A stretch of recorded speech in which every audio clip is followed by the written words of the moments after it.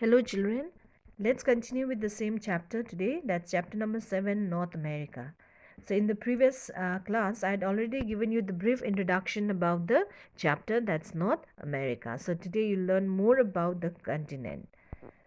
So as you know, North America, it lies entirely in the northern and the western hemisphere. And it is the world's third largest continent after Asia and Africa. So let's see the location and boundaries. So in the north, okay, you see in the map there, and also refer your textbook on page 70. So in the north, the continent stretches from Greenland in the east to the Aleutian Island in the west. Okay, that is in the northern portion of the continent. The continent stretches from Greenland, that's in the eastern side, to the Aleutian Island in the west. And this particular continent, okay, in the northwest, this particular continent is separated by the Bering Strait from Asia. Now what do you mean by strait? Is a narrow stretch of water body. Okay, it's a narrow stretch of water body connecting two large water bodies, but it separates two large land masses. So this Bering Strait separates North America and North America from Asia.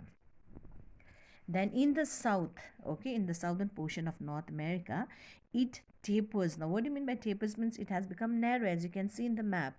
Okay, it tapers drastically along the isthmus of Panama, and this connect it to another continent, that is South America.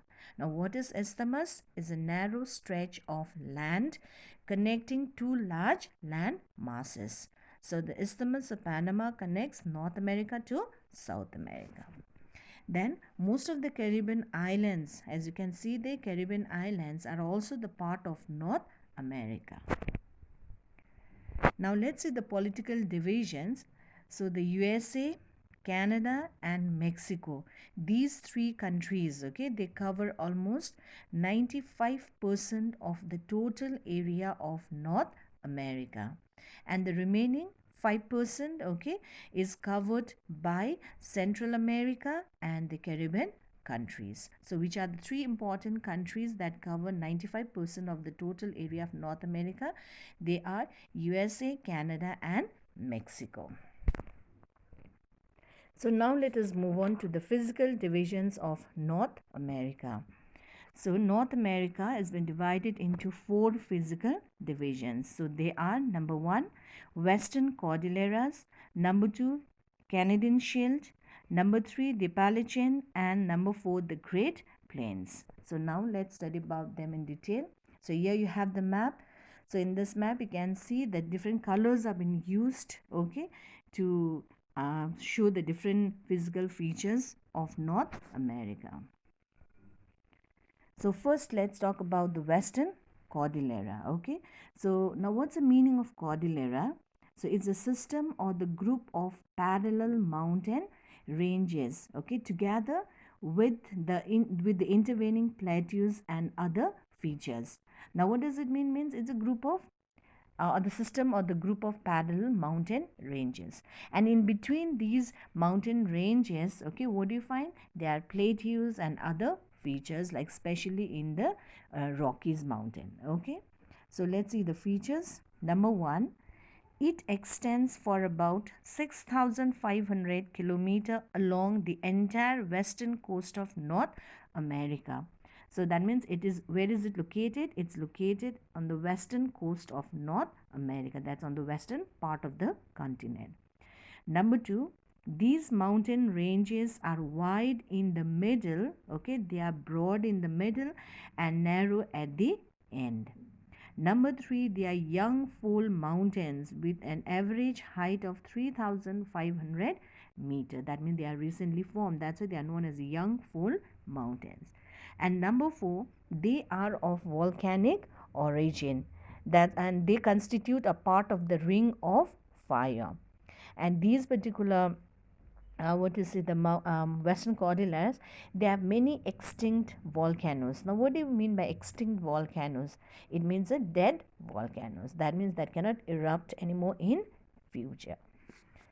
And next one more point is these volcanic zones are also characterized by geysers, hot spring, and the mud pools.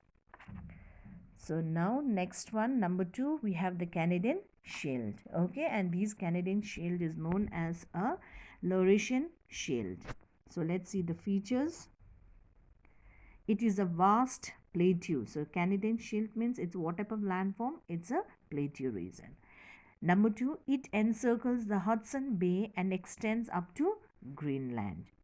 Number 3, what type of land is it? It's a plateau and it is a flat land with an average height of only 300 to 400 meter. So now why its height is very low? This is because it has undergone, it means this Canadian Shield has undergone massive erosion, that means excessive erosion caused by the glaciers since the ice age. So that's why the heights are lower. Okay. And next one, number 4, it's one of the world's oldest volcanic block of the earth. So therefore it is known as a shield. So why they are known as a shield? Canadian Shield means because it's one of the oldest volcanic block of the earth.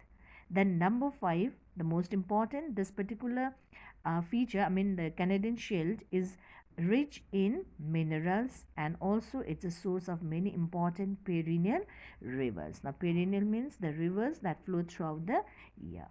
So these are the features of the Canadian Shield.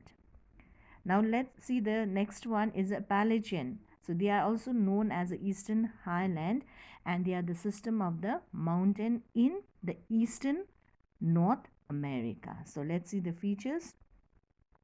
Number 1, they are the system of mountains in eastern North America. So where are they located? In the eastern part of North America. That's why they are also known as the Eastern Highland. Number 2, it extends for about 2,575 kilometer, okay, along some part of the eastern coast of the continent. Then number 3, they are old fold mountain. Okay, they are old, they are not young, but they are old fold mountain with an average height of only 1,500 meter. So since they are old, that means their height has been reduced due to denudation, erosion and all, and therefore they possess a height of only 1,500 meter. Then number 4, they are characterized by numerous or several waterfalls, Piedmont Plateau, dense forest cover, and rich minerals. So the last one is your Great Plains, okay, and they are also known as the Central Lowland, and they are highly fertile plains. So see the feature. It is a lowland region, mostly riverine in origin. That means these plains are formed due to the rivers. It extends for about 6,000 kilometers from north to south and 2,000 kilometers from west to east. Number 3, since as I've already told you, it's highly fertile, isn't it? They are highly fertile. They consist of highly fertile alluvial plains. So therefore, it's suitable for agriculture. So agriculture is one of the main occupation on the Great Plains. Then number 4, prairies form a part of these plains. Now what is a prairie? Prairie is a grassland. Okay, so prairie also form a part of these plains.